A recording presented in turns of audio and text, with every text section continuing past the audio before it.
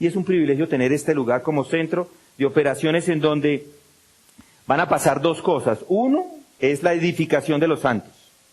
Y dos, este es un lugar donde las personas van a salir a hacer evangelismo. La idea es enviar personas de nuestra iglesia, enviarlas a otros lugares. Empezamos con el barrio, en donde nos encontramos. Aquí es donde vamos a empezar a hacer un evangelismo con amor, pero no solamente en el barrio, en la ciudad, en Bogotá y en otras ciudades, por supuesto. Y ojalá Dios nos dé la oportunidad de enviar misioneros a otros países. Hacer evangelismo es la tarea de todos los creyentes. De hecho, es un mandamiento que encontramos en las Escrituras. Mateo 28 con claridad dice: id pues y haced discípulos de todas las naciones, bautizándolos en el nombre del Padre y del Hijo y del Espíritu Santo, y enseñándoles, dice, enseñándoles a guardar todo lo que os he mandado, y aquí yo estoy con vosotros hasta todos los días hasta el fin del mundo. Enviar misioneros para evangelizar, para edificar santos, es el ejemplo que encontramos inclusive a lo largo de todas las Escrituras. En el libro de Hechos vemos cómo la iglesia comienza allí y empieza a crecer desde allí. Vemos ese crecimiento en ese libro. Vemos inclusive en el libro de Hechos que se ordenaban a personas, se les ordenaba para el ministerio cristiano. Se enviaban personas desde la iglesia a otros lugares, y esos son ejemplos que encontramos en las Escrituras. Entonces, llevar el evangelio es clave. Llevar el mensaje de las buenas nuevas es fundamental. Recuerden, mis hermanos, el mundo está caído, está en pecado, está separado de Dios. Las personas no están en buenos términos con Dios. Las personas están muertas. Nosotros sabemos eso, que las personas no están a cuentas con Dios. Por eso es que hay que llevar el evangelio, hay que predicar que Dios es perfecto, que el hombre es un pecador y que necesita de Cristo, y que si Cristo no está en la ecuación, está por fuera de los planes de Dios, está para siempre perdido en el infierno. ¡Qué dolor! ¿No les parece? Aquí vamos a venir a aprender de Dios, a prepararnos para el ministerio. Llevar el mensaje es importante, pero la preparación es importante también. Es importante prepararse. No que haya que tener una maestría para llevar el evangelio de Dios, pero hay que prepararse. Yo recuerdo cuando me ordenaron en Grace, no solo evaluaron mi conocimiento. Yo fui allí a estudiar, evaluaron la predicación, evaluaron la enseñanza. Después me hicieron algunos tipos de exámenes acerca de la experiencia cristiana, acerca del llamamiento al ministerio, a ver si mi doctrina era la misma doctrina que ellos tenían en ese momento o que tienen. Y en ese instante me ordenaron y me dieron un documento que dice que fui solemnemente y públicamente apartado y ordenado para la obra del ministerio del Evangelio por la autoridad que da la orden de esta Junta de Ancianos de la Iglesia Comunidad de Gracia o Community Church en Los Ángeles. Y así es como la Iglesia lo ha hecho por siempre. Los últimos 50 años, desde que MacArthur está allí, lo han venido haciendo. Y seguramente en el momento que ordenemos nosotros para el ministerio, lo vamos a hacer igual acá. Pero yo les comento que esta forma de ordenación no comienza ahí. De hecho, comienza desde los primeros cristianos al comienzo de la iglesia. De hecho, vamos a ver hoy la primera ordenación para el ministerio que encontramos en las Escrituras. Y es esta es la sección que tenemos para hoy. Nos encontramos en esa ordenación, en ese lugar que fue el mismo Jesucristo que hizo esta ordenación. Y vamos a ir al texto que tenemos para hoy, Mateo 10, versículo 5. De hecho, quería leer hasta el 42, que es la sección que tenemos para hoy, pero vamos a enfocarnos en solo 2 versículos hoy y vamos a leer solamente esos 2 versículos. El versículo 5 y el versículo 6, pero toda la sección habla de evangelismo y vamos a aprender de evangelismo en esta sección. Pero primero vamos a leer estos 2 versículos, que son los que vamos a estudiar. A estos 12 envió Jesús después de instruirlos diciendo, no vayáis por el camino de los gentiles y no entréis en ninguna ciudad de los samaritanos, sino id más bien a las ovejas perdidas de la casa de Israel. ¿Quieren inclinar sus rostros y le pedimos al Señor que nos guíe en nuestro estudio, por favor? Amado Dios, hoy venimos para que nos hables a través de tu palabra. Nos deleitamos solamente en ella, en ti, en todo lo que tú representas. Señor, en este día te pedimos que nos ayudes a acercarnos de una manera reverente a tu palabra, sin orgullo, a que nos enseñes cada detalle de ella para poderte ver mejor, para poder entender este tema del evangelismo mejor. Sabemos, Señor, que tú nos amas y por eso nos hablas a través de tu palabra y queremos, Señor, amarte de la misma forma. Nosotros a veces somos fríos y no tenemos ese fervor, somos como tibios, pero, Señor, permítenos que nuestro corazón se caliente con tu palabra, que seamos cálidos, que nuestro amor sea no fingido, sino verdadero, resplandeciente a pesar de nuestra naturaleza, y esa es nuestra oración en el nombre de Cristo Jesús oramos. Amén. Este texto, este grupo de versículos, estos 38 versículos, son muy importantes, especialmente para dar principios acerca del evangelismo. Principios que nos van a ayudar a entender qué es la ordenación, qué es el evangelismo, cuáles son las prácticas evangelísticas que se deben realizar. Y como les dije, Jesucristo es el que está hablando estas palabras. Él es el maestro que nos está dando aquí estas instrucciones. Él es el rabino. Él es el maestro de maestros que nos está enseñando acerca de evangelismo. Y es él mismo el que está dando estas instrucciones. Y si es Él, yo le presto toda la atención. Es Jesucristo. En la carta de Mateo encontramos diferentes momentos donde Él predica. Él predicó varios sermones, 5 principales sermones. El primer sermón es el Sermón del Monte. Ya estudiamos acerca de él, los capítulos 5 al 7. Y después de ese sermón, cuando Él hablaba, encontramos unas palabras que dice Mateo, dice, Jesús enseñaba como uno que tiene autoridad y no como sus escribas. Todo el mundo se maravilló con ese sermón, con sus palabras. Nadie podía negar que eran las declaraciones que daba un rey. Pero no se quedó solamente en palabras. Cuando vemos el libro de Mateo y empezamos a andar en él, nos encontramos que él no solamente se quedó diciendo las cosas, sino que también nos demostró que era el rey. Porque ¿en qué manera nos lo demostró? Milagros. Él curó los enfermos, calmó una tempestad, expulsó demonios, curó paralíticos. Eso demostraba que Él era el rey. Ahora nos encontramos en un segundo sermón, y es más o menos el año segundo o el segundo año después de que Él inició su ministerio. Es más o menos el 28 después de Cristo, nos encontramos acá en este momento. Él se encuentra en Galilea, ya ha escogido a los apóstoles, ya como lo vimos en las semanas anteriores que estuvimos meditando en cada uno de estos nombres, ya los ha escogido. Este momento y este sermón es clave en su ministerio, porque después en el capítulo 12, es más o menos el mismo contexto, en el capítulo 12 encontramos el relato del pecado imperdonable y vamos a llegar allí, a entender de qué se trata eso. Además, en el capítulo 13, que también es parte de esto mismo, es donde encontramos las parábolas acerca del reino venidero. Entonces, en la ordenación de estos apóstoles que encontramos acá para el ministerio es un tema importante, es un tema clave. Es aquí donde comisiona a los apóstoles para el ministerio cristiano y les da unas instrucciones.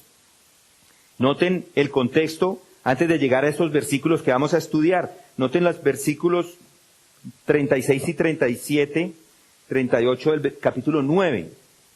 Ahí vemos el contexto. ¿Qué es lo que está sucediendo allí? Viendo las multitudes, Jesús tuvo compasión de ellas porque estaban angustiadas y abatidas como ovejas que no tienen pastor. Esto quiere decir que a él le está doliendo profundamente ver esa condición de mortandad espiritual en Israel. Entonces les dice a sus discípulos, la miel es mucha, pero los obreros pocos. Por tanto, rogad al Señor de la mies que envíe obreros a su mies.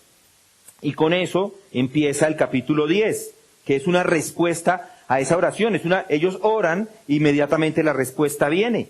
En el capítulo 10, versículo 1. Entonces, llamando a sus 12 discípulos, Jesús les dio poder sobre los espíritus inmundos para expulsarlos y para sanar toda enfermedad y toda dolencia. Luego, en los versículos 2 en adelante hasta el 4, Él nos da los nombres de los apóstoles que ya estudiamos. Y desde el 5 en adelante, les envía. Desde el 5 hasta el 42, les envía a ese Israel que es ciego o que está muerto. Esta es la misión evangelística que le da Jesús a los apóstoles. Este discurso, este sermón que da del 5 al 42, nos da esas instrucciones, les da unas instrucciones para evangelizar, que también encontramos repetidas en Marcos 6, 7 al 11 y en Lucas 9, del 1 al 5. Además, vemos que Jesús no manda a los apóstoles solos, Él los manda de dos en dos. Eso no lo encontramos en Mateo, pero en Marcos, si me acompañan allí, en Marcos 6, que es también donde encontramos el mismo relato, en Marcos 6, 7, entonces llamó a los 12 y comenzó a enviarlos, si lo notan, de dos en dos, dándoles autoridad sobre los espíritus inmundos. Los mandó de dos en dos. ¿Por qué los mandó de dos en dos? La pregunta que uno se hace, ¿por qué no se van solos o no se van de tres en tres? Un predicador, Brodos, un predicador que falleció allá hace varios años, tiene un comentario excelente acerca de Mateo. Él propone varias alternativas o varias opciones o razones por las que él los envió y me parece que tienen sentido. Primero, si recuerdan, para acomodar las parejas de los hermanos. Habían hermanos allí. Juan y Jacobo eran hermanos, Pedro y Andrés eran hermanos, y Mateo y Jacobo el hijo de Alfeo también pensamos que podrían ser hermanos. Entonces de pronto es la manera, los mandó como hermanos. Alguno de ustedes diría, bueno, si a mí me mandan con mi hermano, voy a pasar, no es ventaja ni sirve de nada, no vamos sino a pelear todo el camino. Pero no eran los apóstoles no estaban así. El ir como hermanos era una bendición, y ir de dos en dos. Además que es mejor estar acompañado que solo en el ministerio. ¿Recuerdan a Pablo cómo sufrió estando solo en el ministerio? Entonces, estando con otros era mejor, por eso es que Jesús los manda de dos en dos. Además, que otra razón puede ser, es que la predicación es al aire libre, por supuesto que en ese momento no había micrófonos, no existía esto, ni teníamos los parlantes, ni nada por el estilo, pero al aire libre es extenuante. Y hacerlo sin micrófonos es un esfuerzo grande, entonces más bien tomemos turnos. Usted lo hace, yo descanso, usted lo hace, y eso era lo que estaban haciendo. Hay un hombre, Whitefield, que en 1770 predicaba, por supuesto, al aire libre, en ese momento no había micrófonos, fue uno de los más grandes predicadores que ha existido jamás. Predicó casi como 18,000 sermones. Un día, que estaba un poco enfermo de salud, tenía 55 años solamente, predicó con tanta efusividad ese día que al día siguiente murió. Pues entonces sí son necesarios los micrófonos, y necesario hacer los cambios uno y uno. Además es importante también que el testimonio para los judíos con 2 testigos era suficiente. Entonces por eso iban de dos en dos. Ellos iban a los judíos, y si van de dos en dos es mucho más fácil para que ellos creyeran. Además que si recuerdan, a los 70 también los envió de dos en dos. Cuando envió a estos a hacer evangelismo también, el Señor designó a otros 70 y los envió de dos en dos de él, a toda ciudad y lugar a donde él había de ir. De dos en dos. Por eso es que los envía de dos en dos. Además noten Ahí mismo en Lucas, que es el otro lugar donde tenemos el relato, en Lucas 9:4 dice, está hablando del mismo relato, lo mismo, dice en 9:4, dice, en cualquier casa donde entréis, quedaos allí, y sea de allí vuestra salida. Había un lugar de operaciones para los discípulos. Nosotros tenemos ahora un lugar de operaciones. Este es el lugar, de aquí salimos a hacer evangelismo. No podemos pretender que las personas vengan acá. La idea es salir. Algunos comentaristas dicen que este ministerio de los apóstoles fue un ministerio corto, unas par de semanas, dicen algunos. Otros dicen que es un poco más de esto, pero en realidad el texto no nos lo dice. No sabemos cuánto duraron. Sabemos que fueron enviados en Marcos 6:7, sabemos que ellos fueron enviados. Entonces los discípulos de Marcos 6:7 dice que ellos fueron enviados, llamó a los 12 y comenzó a enviarlos de 2 en 2, dándoles autoridad sobre los espíritus inmundos, y luego no vuelven a aparecer en esa sección hasta el versículo 30. Ahí es donde vuelven otra vez a ser nombrados. Los apóstoles se reunieron, seguramente porque fueron y durante ese tiempo estaban trabajando. Adicionalmente a eso, llevaban el ministerio de Jesús, el ministerio de ellos y de Jesús estuvo en algún momento separado. Se nota en las Escrituras que ellos estaban haciendo un ministerio aparte del de Jesús en algún momento. Entonces eso lo vamos a ver un poco más adelante. Pero lo que encontramos acá es que los apóstoles fueron enviados a evangelizar. Desde el versículo 6 hasta el 42 encontramos eso. Y los 3 evangelios que incluyen estas mismas palabras, el evangelio de Mateo es el que más información nos da. De hecho, nos da 38 versículos para contarnos este relato, y en Lucas y en Marcos no nos dan sino 5 versículos. No tenemos mucha información allí. Jesús les está enviando a estos apóstoles a los judíos. ¿Por qué? Pues vamos a ver varias razones del por qué. Pero yo pienso, primero, que Jesús es judío, no es gentil. Entonces los está enviando a los judíos. ¿Por qué? Porque Él ve las ovejas. En el 9:36 de Mateo, ya lo estuvimos allí, pero en el 9:36 Él ve estas ovejas que no tienen pastor y siente ese peso, y a mí me parece que hay urgencia en sus palabras. Los judíos, para Él, que Él es un judío, dice, están desamparados. Los ve así. Pero a pesar de esto, no los manda sino hasta que están preparados para la tarea. Él sabe de la urgencia, pero no los manda todavía. Dice, a estos 12 envió Jesús después de instruirlos. Dice mi versión, Mateo 10:5. Primero les da la instrucción y luego les envía. Pero ¿cuántos de ustedes tienen Reina Valera? Todos. Ustedes tienen una versión diferente, las palabras tienen un orden diferente. Dice, a estos 12 envió Jesús y les dio instrucciones, ¿cierto? El orden está al contrario allí, si lo notan. Envía y luego instruye. Pero siguiendo la gramática del texto griego, es preferible la traducción de la Biblia de las Américas, que primero instruye para luego enviar. Y eso es lógico, ¿no les parece? Primero las instrucciones y luego los envía. ¿Cómo los manda y luego los instruye?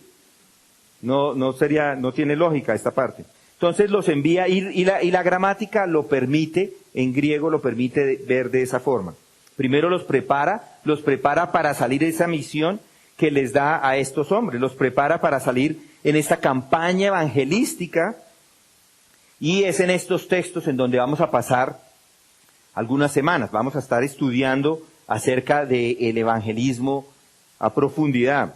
Es un curso de evangelismo que les está dando aquí Jesucristo a ellos, a los apóstoles, que está dando el mismo Jesucristo. ¿Quién se inscribe para esa clase? Todos. Estos textos proveen una aplicación única para pastores, para misioneros, para personas que están en el ministerio a tiempo parcial, para aquellos que salen a la calle a llevar el evangelismo.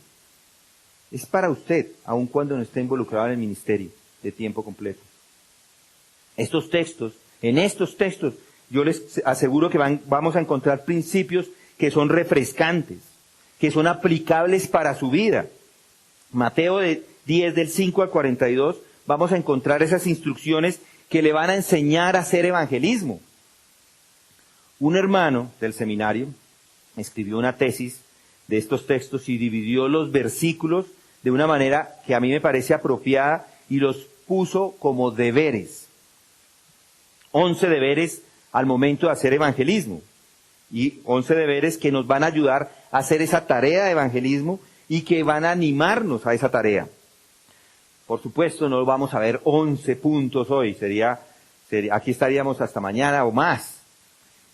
No, vamos a tomarlos uno a uno, ir estudiándolos, pero yo les digo, no se pierda lo que viene, porque vienen semanas muy interesantes. Los 11 deberes del evangelismo se los voy a mencionar, simplemente para que los tenga, y son los que vamos a estar estudiando. Debe ir a evangelizar, es el primero. Debe concentrarse en predicar el evangelio y no otra cosa. Debe evangelizar sin cobrar. No hay un precio. Debe confiar que el Señor va a satisfacer todas sus necesidades personales. Debe identificar a aquellos que quieren escuchar el evangelio. Debe ser una persona obediente. Debe prepararse para enfrentar persecución. Debe no temer al hombre, sino debe temer a Dios. Debe entender el costo de ser fiel y también debe entender de la recompensa de ser fiel. Entonces lo vamos a dividir de la misma forma, 11 puntos. Espero que simplemente escuchando lo que se viene ya se anime, diga, ok, yo quiero estar ahí en las clases. Que al finalizar esta sección, al finalizar este sermón que él les ha dado acerca del tema del evangelismo, también no solamente estén instruidos, sino que les abre el apetito por evangelizar más. Además puede inclusive estudiar más acerca del evangelismo. Es lo que vamos a hacer en esta tierra hasta que nos muramos. Ya en el cielo no hay forma, ya no vamos a hacer evangelismo, no hay a quién. Pero acá es la tarea de hacerla. Algunos de estos puntos que les he mencionado van a tomar un poco más de tiempo, otros un poco menos. Algunos precisamente por los teólogos que nos han dado tantas opciones y hay que estudiarlas con tiempo, entonces seguramente vamos a tomar más tiempo en algunos de ellos. De hecho, hoy vamos a estudiar uno solamente. Debe ir a evangelizar. Ese es el punto. Hoy tenemos un solo punto y lo encontramos en estos 2 versículos. A estos 2 envió Jesús después de instruirlos, diciendo, no vayáis por el camino de los gentiles y no entréis en ninguna ciudad de los samaritanos, sino id, más bien a las ovejas perdidas de la casa de Israel. Debe ir a evangelizar. Noten varias cosas de estos versículos. Primero dice, estos 12. A estos 12, ¿cuáles 12? Bueno, los 12 apóstoles. Ya estudiamos, ahí estuvimos semanas estudiando sus vidas. A estos 12 les da esas instrucciones y luego los envía. Estos hombres tenían ya en este momento un poder especial. Ellos tenían el poder que, si recuerdan, en el versículo 1 del capítulo 10, Dios ya les ha dado un poder. Jesucristo les da el poder sobre espíritus inmundos para sanar toda enfermedad y toda dolencia. Piensen en los apóstoles, yo ya tengo el poder, yo ya puedo salir y hacer evangelismo. Ya tenían la capacidad, ya habían recibido de Jesús todo ese poder para poder hacer esas actividades. Esos dones tenían ellos en este momento. Dones que no están vigentes hoy para nosotros, no son necesarios porque ellos necesitaban con esos dones corroborar que venían en nombre de Jesucristo. Pero hoy no necesitamos, hoy tenemos las Escrituras y no necesitamos esos dones. Pero piensen en esto, que así tuvieran ese poder, No los manda hasta que no les da las instrucciones. Ellos puedan sanar a quien quisieran, pero no se van hasta que no les da las instrucciones, los para en primera base y les dice, no, espérense. Dice, la instrucción es importante, y es importante porque todavía no estaban listos para ser enviados. Les faltaba la preparación acerca del evangelismo. Y yo creo que la preparación es necesaria. De hecho, como les dije, por eso fui al seminario, porque en el lugar donde me encontraba, nosotros estábamos con mi esposa dando un estudio bíblico y en algún momento me di cuenta que estaba diciendo mentiras. El ministerio sin preparación es peligrosísimo. No que alguien no pueda hablar de Cristo, no que alguien no entienda el evangelio, pero hay unas instrucciones que son claves para hacer el ministerio apropiadamente. Y particularmente el ministerio del evangelismo. Yo fui incrédulo por muchos años y cuando finalmente Dios me dio la fe y creí, entendí mi pecado, mi maldad y que necesitaba un Salvador. Él me salvó, sentí el fuego por dentro. Yo me imagino que ustedes también, cuando han sido salvos, siente uno como un fuego, quería comunicárselos a todos. Yo quería que todo el mundo supiera la verdad. Fui a cada persona que conocía. A mis familiares, ellos la llevaron, ellos sí fueron los que más sufrieron. Cada conversación era el evangelio. Por supuesto, cerraron sus oídos. No me quisieron escuchar más. En un momento me dijeron, vea, no me hable más de eso. ¿No les ha pasado lo mismo? Bueno, de pronto es porque no estamos preparados para evangelizar. No era el momento. Sí, había recibido el Espíritu, que estaba por dentro ardiendo, que quería contar estas buenas noticias, pero no tenía la preparación que necesitaba. Debía seguir unas instrucciones que vamos a encontrar acá, que son las instrucciones que Jesús les da a los apóstoles, que son bíblicas. Tengan en cuenta esto, el evangelismo no es con megáfonos, no es como se hacía en otro momento en un lugar que conozco que salían con megáfonos por todo el barrio. Arrepiéntase porque si no se van para el infierno. Eso no es evangelismo. No es despertando a los vecinos a la mitad de la noche, diciéndoles que se van para el infierno si no creen. El evangelismo no es imprudencia, es lo contrario, es prudente. No es estrangulándolos o golpeándolos con las Biblias. Eso no es evangelismo. Algunos de ustedes, yo estoy seguro que ojalá quisieran que se les permitiera a ir a alguien y que lo cogieran así como del cuello y lo obligaran, algún pariente. Cree y que él creyera, pero no es así. No funciona así. Noten, los apóstoles habían recibido el poder, tenían el poder. En Hechos 1:8 les da eso, les dice, recibiráis poder cuando el Espíritu Santo venga sobre vosotros y me seréis testigos en Jerusalén, en toda Judea y Samaria, hasta los confines de la tierra. Y Pablo también más adelante dice, en él también vosotros, después de escuchar el mensaje de la verdad, el evangelio de vuestra salvación, y habiendo creído, fuisteis sellados con el Espíritu Santo de la promesa. Ese es el poder. Tenían el Espíritu Santo. Y si recuerdan, todos los creyentes tienen el Espíritu Santo. Es lo primero que uno recibe al momento de la salvación. El mismo Pablo dice, ¿o no sabéis que vuestro cuerpo es el templo del Espíritu Santo que está en vosotros, el cual tenéis de Dios y que no sois vosotros? Tenemos el poder, el Espíritu Santo mora ahí mismo. Pero no porque tenga el poder de Dios a través de la persona del Espíritu Santo en su vida, quiere decir que está listo. No está listo, puede que no esté listo. No quiere decir que esté exento de estudiar. Tiene que estudiar por más que tenga el Espíritu Santo. Hay que entender la palabra. Necesita estudiar. Obviamente, el hecho de que haya venido a los pies de Cristo implica que ha entendido, pero no todo completamente. Ha entendido el Evangelio de manera suficiente para creer y ser salvo, pero necesita entender más para predicar el Evangelio. Sin embargo, también digo, no es que sea necesario tener una maestría, pero conforme a su capacidad, a sus circunstancias, en donde se encuentre, prepárese para llevar ese evangelio.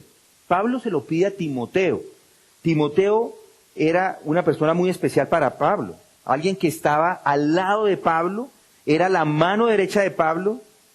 ¿Y qué le dice Pablo en 1 de Timoteo 2 a él? Le dice, procura con diligencia presentarte a Dios aprobado. Timoteo le está diciendo, no sea vago, estudie. Es lo que le está diciendo Pablo a Timoteo. Como obrero que no tiene de qué avergonzarse, que usa bien la palabra, que la traza bien, que interpreta correctamente esa palabra. Eso es lo que le dice Pablo a él. Timoteo, necesitas estudiar. Los apóstoles necesitaban estudiar y por eso él les da esas instrucciones. ¿Necesitamos o no estudiar? Necesitamos. Nosotros necesitamos estudiar, ser capacitados, ser instruidos, porque el mundo necesita conocer la verdad. ¿Y por boca de quién conoce la verdad? Pues de ustedes. Es de nosotros. Por boca de nosotros. Se necesitan obreros, obreros capacitados para la obra evangelística. Y Jesús está dando el curso acá. Da las instrucciones. ¿Qué instrucciones? Bueno, vamos a ir viendo en detalle, como la que tenemos para hoy. Primero, y el único punto, debe ir a evangelizar. En estos versículos 5 y 6 encontramos unos verbos especiales, imperativos. Los verbos imperativos son verbos que indican hacer algo, que tiene que hacer algo. Los verbos imperativos indican órdenes, solicitudes, deseos o mandatos. Entonces noten ahí en los versículos los verbos, dice no vayáis, luego dice no entréis, y en el 6 dice id, no vayáis, no entréis, id. No vayan por el camino que va a los gentiles, no entren en la ciudad de los samaritanos, y en contraste el versículo 6 dice vayan a las ovejas perdidas de la casa de Israel. ¿Pero qué es eso? ¿Qué está diciendo aquí nuestro Señor? No evangelicen a los gentiles, no evangelicen a los samaritanos, y únicamente deben ir a evangelizar los judíos. Les prohíbe de una manera categórica que ni se acerquen a los gentiles ni a los samaritanos, sino ir solamente a las ovejas perdidas de la casa de Israel. Y esto es muy importante. Decir las ovejas perdidas no es como algunos comentaristas dicen que estos perdidos eran lo más bajos de la social porque eran la escoria, dicen ellos. Pero noten el contraste, les dice, de todas las personas, no vayan a evangelizar a los gentiles, no vayan a evangelizar a los samaritanos, sino más bien vayan a las ovejas perdiditas, diría yo, de Israel. Aquí en esas palabras casi que ve uno un sentimiento por ellos. No hace referencia a la clase social baja, sino a las ovejas perdidas. Es asombroso ver lo que está sucediendo acá. El Señor de una manera implícita está apuntando aquí que Israel estaba muerto espiritualmente. Recuerden lo que Él dice en el capítulo 9, versículo 35. Las multitudes estaban desamparadas y dispersas como ovejas que no tienen pastor. Los judíos como nación eran el pueblo del pacto. Eran el pueblo del pacto, pero individualmente necesitaban venir al arrepentimiento y fe en el Mesías. El propósito de esto era que los apóstoles fueran tocados con compasión, que fueran de esa manera ayudar a sus compatriotas con una mayor disposición. Cristo les está diciendo esta es la condición de toda la raza humana. Toda la raza humana está perdida. Y también están perdidos los judíos, eso es lo que les está diciendo. Ellos están perdidos. El pueblo más cercano de Dios, en términos del pacto, aún estaban perdidos. Los verdaderos herederos de la vida eterna estaban perdidos. Por eso los llaman los perdidos de la casa de Israel. Y piensen en esa instrucción. ¿Cómo les habrá caído a los discípulos esa instrucción? Recuerden, son 12 discípulos, judíos, no eran gentiles, no eran samaritanos, y los judíos sabían que cualquier no judío, cualquier gentil, no era parte del pueblo escogido de Dios. Entonces, si Jesús le dice, no vayan a los gentiles, no vayan a los samaritanos, ellos contentos, felices. Qué instrucción tan fácil de cumplir. ¿Con quién hizo Dios los pactos que encontramos en las Escrituras? Con el pueblo de Israel. Un solo fue universal, que es el pacto noéico, pero el pacto abrahámico, el pacto mosaico, el pacto davídico, el nuevo pacto, todos esos pactos fueron hechos con el pueblo de Israel, Dios con Israel. Entonces, los gentiles eran ajenos a los pactos de la promesa. Los gentiles estaban sin esperanza, sin Dios en el mundo. Y los judíos sabían eso. Los judíos sabían que los gentiles no eran parte del pueblo escogido de Dios. Y que como israelitas ellos estaban acostumbrados a alejarse de ellos. Entonces, que Jesús les diga que no vayan a evangelizarlos, qué instrucción tan fácil de cumplir. No vayan con ellos, es fácil de cumplir. Encantados, dirían ellos, estamos encantados con que nos diga que tenemos que hacer eso, con cumplir ese mandato. No estaban acostumbrados a hacerlo y no querían hacerlo. Piensen en esto. ¿Cómo es la relación de los gentiles con los judíos? Yo creo que es la misma relación de los ñeros con los colombianos. No estoy diciendo de forma despectiva, pero cuando una persona maloliente, sucio, medio loco va por una calle, a veces ¿qué hacen? Las personas se cambian de acera. ¿Por qué? Porque no quiere tener ningún contacto. Así eran los judíos con los gentiles. No, me huelen a feo. Yo me voy a hacer a la otra acera. Y que Jesús les diga, no vaya a evangelizarlos, dice, listo, no tengo que hacerlo. Está bien, me voy con los otros. Además les dice, en ciudad de samaritano no entréis. Y dice, qué mejor. A ver, recontentos se pusieron. Mejor. ¿Por qué contentos? Porque los samaritanos eran enemigos de los judíos. Recordemos un poco la historia de los samaritanos. Estas personas eran el producto de una mezcla de raza, de los judíos y gentiles. Y sabemos que los judíos pensaban lo que pensaban de los gentiles, ya se sabe, los rechazaban completamente. Y a los samaritanos igual, por ser esa mezcla, esa raza mezclada. Hace muchos años, por el año más o menos 931 antes de Cristo, esta raza se formó. ¿De qué se formó? Existían los judíos, eran una sola nación, 12 tribus. Los 12 se separaron, 10 se fueron hacia el norte y fueron considerados los de Israel. Se consideraba las tribus de Israel y así quedaron, el reino de Israel. Y los 2 del sur era el reino de Judá. Y los del reino de Israel establecieron su capital en una ciudad que se llama Samaria. Entonces, después vinieron los asirios. Los asirios vinieron y tomaron esta región del reino de Israel y los conquistaron, los sacaron a todos, o casi todos, y trajeron en su lugar a muchos gentiles, asirios, y estando esos dos, se unieron como una nueva raza. Los judíos puros, por supuesto, entonces no querían nada que ver, o no tenían nada que ver con los judíos samaritanos, o la mezcla de judíos samaritanos. ¿Por qué? Porque en Éxodo, Levíticos, Números, Génesis inclusive se habla de la pureza, de la separación. Ellos deberían estar separados. Y además, los samaritanos, de ser mezcla, se inventaron su propia religión. Eran idólatras, y entonces, inclusive Jesús cuando habla con la mujer samaritana en Juan 4, le dice, los samaritanos no conocen a Dios. Y es así, así lo ven.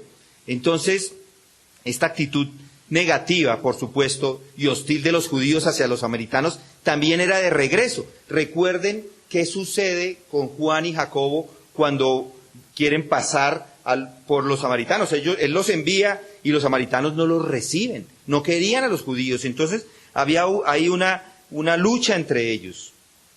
Entonces la idea para los apóstoles de que no entren en ciudades samaritanos, para ellos fue una muy buena idea. Mejor, solamente tenemos que ir a las ovejas perdidas de Israel. Dijeron, listo, esto lo vamos a hacer sin problema. Pero de nuevo, piensen en esto, ¿por qué dice Jesús en Mateo estas palabras? Cuando en Mateo 28, varios capítulos más adelante, dice, id y haced discípulos de todas las naciones, bautizándolos en el nombre del Padre, del Hijo y del Espíritu Santo, enseñándoles a guardar todo lo que os he mandado, y aquí yo estoy con vosotros todos los días. ¿Por qué tenemos dos instrucciones contrarias? ¿Cómo reconciliamos esto de ir y evangelizar solamente a los judíos y evitar los gentiles? Hay varias interpretaciones acerca de esto, pero hay una interpretación que es coherente con el resto de la palabra de Dios y es la siguiente y se las voy a dar. Mateo 10, 5 y 6 se aplica a la misión de los apóstoles desde ese momento hasta la resurrección. Es ese periodo de tiempo. Mateo 28, 19 se aplica después de la resurrección hasta el día de hoy. No con esto digo que después de la resurrección los judíos están desechados del plan de Dios. Esa idea tampoco es bíblica.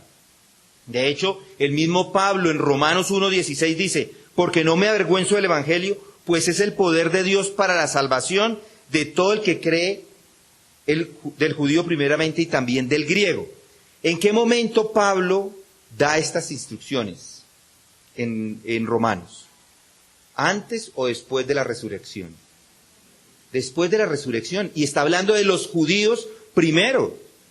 El libro de Hechos nos cuenta la historia de la iglesia, nos cuenta el inicio de la iglesia. Y el patrón que encontramos en el libro de Hechos es ir primero a los judíos y luego a los gentiles.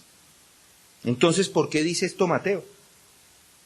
¿Por qué les está hablando a los judíos? Por supuesto, judíos, les está hablando a estos judíos y esto es clave para entender más adelante todo lo que tenemos. La respuesta es que les estaba mostrando la fidelidad de Dios al pacto. Él les está mostrando la fidelidad al cumplimiento de sus promesas, porque el Mesías vino a su pueblo, a esas promesas que Él había dado en el Antiguo Testamento, las cuales estaban siendo cumplidas en que el Mesías había venido a su propio pueblo. Es cierto, la crucifixión y la resurrección fueron acontecimientos clave que dieron lugar, que inició una nueva época para los gentiles. Iban a ser alcanzados, pero eso no cancela las promesas hechas a los judíos. Es importante entender que los gentiles serían salvados del Antiguo Testamento, como el Antiguo Testamento también lo había prometido. Pero la misión gentil comienza después de la resurrección, no antes. Pero recibiréis poder, dice Pablo, cuando el Espíritu Santo venga sobre vosotros y me seréis testigos en Jerusalén, en toda Judea y Samaria hasta los confines de la tierra, dice Jesús. Noten cómo eso tiene coherencia con Romanos 1:16, al judío primero y luego al griego. Ese es el punto de Pablo. Inclusive él mismo, que es considerado el apóstol de los gentiles, ¿a dónde iba de primero? A las sinagogas. Lo vemos desde su primer viaje misionero, capítulo 13, versículo 5. ¿A dónde llegaba? A las sinagogas. El versículo 14, a la sinagoga. El 43, a la sinagoga. 14:1, también a las sinagogas. Él iba a las sinagogas, a pesar de que era el apóstol de los gentiles. Además, piensen en Jesús. Jesús, ¿a quién estaba ministrando? A los judíos. A ellos iba primero. Los judíos no están desechados del plan de Dios. Toda su enseñanza pública, la pública de Jesús, toda su predicación pública, y la mayoría de sus milagros se llevaron entre personas judías. A la mujer cananea de Tiro y Sidón le respondió y le dijo: no he sido enviado sino a las ovejas perdidas de la casa de Israel. Mis hermanos, los apóstoles, por un tiempo, desde ese versículo 5 en adelante, hasta la resurrección, debían ir a los judíos. Y en Mateo vemos esto. Los mandatos era llevar ese evangelio a todo el mundo. Mateo 28. Entonces, primero encontramos esa instrucción a los judíos para el pueblo de Israel y luego más adelante. Y entonces ahora yo les pregunto, ¿cómo puedo aplicar esto a mi vida? ¿De qué me sirve? ¿De qué me sirve de lo que estamos hablando? Bueno, algunas ideas. El Señor le ha equipado a usted como equipó a los discípulos con su espíritu para evangelizar. Él le ha dado el espíritu. Prepárese para el ministerio. Estudie, escuche lo que vamos a hablar acerca de evangelismo. Haga ese curso de evangelismo y vamos a hacer un curso más adelante. Estudie antes de salir y saber cómo puede presentar el evangelio. Además dice, id. A eso les digo a los apóstoles, tienen que ir. Esa palabra es muy importante. Ellos tenían que ir a las ovejas perdidas de Israel, de la casa de Israel. ¿Y cómo aplico eso yo a mi vida? Algunos pueden decir, bueno, yo tengo una preparación, no judaica, pero tengo una preparación, una formación empresarial, dirían algunos, o tengo conocimiento científico, o tengo un conocimiento de ingeniería y tengo acceso a un grupo de personas y esas personas pueden escuchar lo que yo vengo a decirles. Pero yo les digo, eso no es necesariamente el camino. O sea, es cierto que de pronto algunas personas puedan escuchar, es cierto que de pronto algunas personas que están escuchando tengan algún sentimiento en contra de estas personas, pero eso no es lo que dicen las Escrituras. Yo no creo que eso sea un principio, que yo tengo que ir solamente a un grupo de personas. Aquí está diciendo es, salga y lleve el evangelio. Nadie va a venir hacia usted. Lo que tiene que es ir a llevar ese evangelio. No importa en el lugar donde se encuentre. No importa si es un profesional o no es profesional. Eso no tiene ningún sentido acá. Es llevar el evangelio en donde se encuentre. Es ir a llevar ese plan de salvación a todas las personas. Donde se encuentre, mis hermanos, llevar el evangelio. Independientemente de su situación o de sus capacidades, es su responsabilidad llevar el evangelio. Es imposible evangelizar a menos que haga el esfuerzo de ir, de salir, de buscar oportunidades para hacerlo. Puede que en algún momento se encuentre con judíos, les da el evangelio a los judíos, se encuentre con musulmanes, con políticos, con desahuciados de la sociedad, con quien se encuentre. Pídale al Señor para que pueda dar un mensaje coherente presentando el mensaje de salvación. Y debe tener esto en mente, independientemente de cuál sea su vocación, de cuál sea su carrera. Al mismo tiempo no piense que porque hay unas personas de otros niveles socioeconómicos no le van a escuchar. Presente el evangelio sin importar de la clase social que sea, baja, alta, media, no importa. Llevar el evangelio a todo el mundo. De pronto se siente más cómodo en un lugar, puede ser. Pero piense que no importa el lugar no importa. El mandamiento es ir y llevar el evangelio en el Transmilenio, en la oficina, en el colegio, en la calle, con los vecinos, con todos. Así sea socio del club que quiera, allá también. Siempre pidiendo oportunidades, buscando oportunidades en donde se encuentre, con el testimonio de su vida en el trabajo para presentar el evangelio. Todo lo que pueda utilizar para que las personas escuchen su mensaje. Ore, y ore y ore. Señor, dame oportunidades, dame sabiduría. Porque Él es el que lo puede hacer, es su Espíritu que me lleva, que me ha dado el poder para presentar ese evangelio. Es una obligación, esto es una obligación, Mateo lo dice. La obra, dice Pablo en 1 Corintios, la obra de cada uno se hará evidente porque el día la dará a conocer, pues con fuego será revelada. El fuego mismo probará la calidad de la obra de cada uno. Si permanece la obra de alguno que ha edificado sobre el fundamento, recibirá recompensa. Si la obra de alguno es consumida por fuego, sufrirá pérdida. Sin embargo, él será salvo, aunque así como por fuego, dice él. Tiene que vivir continuamente con la mentalidad de ser un evangelista, sea cual sea su vocación, sea cual sea su salud, sea cual sea su esposo, su esposa, lo que quiera, porque a veces queremos poner un poconón de cosas, de elementos en el evangelismo o trabas al evangelismo que no son necesarias. Recuerde que debe vivir para evangelizar, no hay otra opción. Nos congregamos aquí para formarnos, para edificarnos, para poder llevar el mensaje, para poder ser fortalecidos y llevar ese mensaje de salvación. Somos una herramienta que Dios usa para hacer de testimonio de Él, de lo que ha hecho. El evangelio es más que decir que sí, que hay un Dios. ¿Usted cree en Dios? Sí, todo el mundo dice que cree en Dios.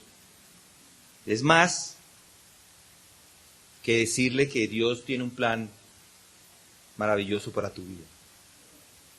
Hay que decirle que es un pecador, que merece el infierno, que necesita arrepentirse, que necesita creer en Dios, que necesita creer que Dios se encarnó en cuerpo, vivió una vida perfecta y murió y resucitó. Y está sentado al lado del Padre. ¿Para qué? ¿Para qué hizo eso? Para pagar el castigo que yo me merecía. Pero recuerde, no termina allí Mateo. Dios debe, en Mateo 28, 19 al 20 no termina con llevar el evangelio, sino enseñándoles. Hay que discipular, se da el mensaje y se disipula, se enseña a las personas. Órele a Dios para que le dé oportunidades, para que le dé sabiduría, para conocer aquellas oportunidades que las personas están listas para que les pueda dar el evangelio. Presentar ese evangelio. Entonces el primer punto es ir a evangelizar. Hay que ir. Ya veremos la semana siguiente que debe concentrarse en predicar el evangelio. Pero por ahora vamos a terminar acá. Vamos a orarle. Padre, gracias por esta mañana, por el tiempo que nos has dado. Gracias por las instrucciones tan importantes en nuestra vida. Ayúdanos, Padre, a comprender estos principios que apreciamos mucho, Señor, para que podamos aplicarlos con sabiduría para tu gloria. Amén.